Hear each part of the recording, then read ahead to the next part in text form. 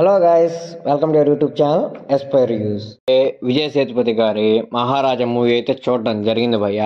ఇక మూవీ చూసాక నా ఒపీనియన్ చెప్పాలంటే ఏమన్నా ఉందా భయ్య. అసలు మెయిన్గా విజయ్ సేతుపతి గారి యాక్టింగ్ భయ్య చాలా అంటే చాలా బాగా చేశారు భయ్య. మాటలో చెప్పలేం యాక్టింగ్. ఖచ్చితంగా మూవీ చూస్తే కానీ మీకు అర్థం కాదు అసలు అలా ఎలా చేశారు అనిపించింది. స్టార్టింగ్లో మూవీ చూస్తుంటే ఏందబ్బా మూవీ పోతుందో అనిపిస్తుంది. ఇంకొంచెం సేపు వెళ్ళాక ఏందబ్బా ఈ మూవీ ఎందుకు తీస్తున్నారు, కొంచెం కొంచెం పిచ్చి పిచ్చిగా ఉంది మూవీ, దానికోసం కంప్లైంట్ ఇస్తారా అన్న ఫీలింగ్లోకి అయితే వెళ్తారు. ఇంకా మూవీ పోను పోను పోను క్లైమాక్స్కి వస్తుంది భయ్య. అసలు అప్పుడు ఇంకా ఇట్లా పోనకాలు వస్తాయన్నమాట మీకు. జస్ట్ భయంకరంగా ఉంది క్లైమాక్స్ అయితే మాత్రం. నాకైతే క్లైమాక్స్ చాలా బాగా నచ్చింది. మెయిన్ విజయ్ సేతుపతి గారి యాక్టింగ్ అసలు అలా ఎలా చేసాడు భయ్య అనిపించింది నాకు. ఒక క్యారెక్టర్లో అలా ఎలా జీవించాడు అన్న ఫీలింగ్ అయితే నాకు కలిగింది. ఇంకా క్లైమాక్స్లో ఏదైతే ఫీల్ డైరెక్టర్ క్రియేట్ చేశాడో ఆ ఫీల్ అనేది తోపు భయ్య. అసలు మీకు అది చూస్తే కానీ అర్థం కాదు. అంటే అతను బతకలేక చావలేక నరకం అనమాట అపోనెంట్కి.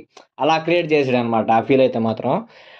అది ఖచ్చితంగా అందరూ థియేటర్లో ఎక్స్పీరియన్స్ చేయాల్సిన ఫీల్ అనమాట అది.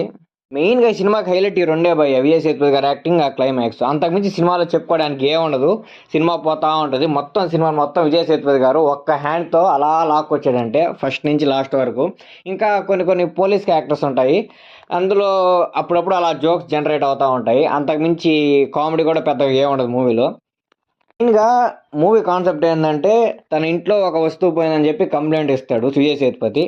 ఆ వస్తువు ఏంటంటే డస్ట్బిన్ అనమాట. డస్ట్బిన్ పోతే ఎందుకు అంత కంప్లైంట్ ఇచ్చాడు, ఎందుకు అంత రాద్ధాంతం చేశాడు, అసలు ఏముంది ఆ డస్ట్బిన్లో, డస్ట్బినేనా ఇంకా ఏమన్నా తెలుసుకోవాలనుకుంటున్నాడా, ఏంది కథ అనేది ఇంకా మూవీ ప్లాట్ అనమాట. డైరెక్టర్ అయితే చాలా బాగా హ్యాండిల్ చేశాడు భయ్య. నాకు ఎక్కడ తక్కువ అనిపించింది అంటే కొంచెం బ్యాక్గ్రౌండ్ ఉంటే మూవీకి ఇంకొంచెం బాగుండేమో అనిపించింది.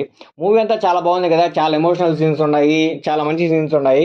అలాంటి సీన్స్లో ఇంకొంచెం ఎమోషనల్ బ్యాక్గ్రౌండ్ మ్యూజిక్ వచ్చి ఇంకొంచెం ఎలివేషన్ బ్యాక్గ్రౌండ్ మ్యూజిక్ కానీ ఇచ్చి ఉంటే చాలా అంటే ఇంకా బాగుండు మూవీ అనమాట.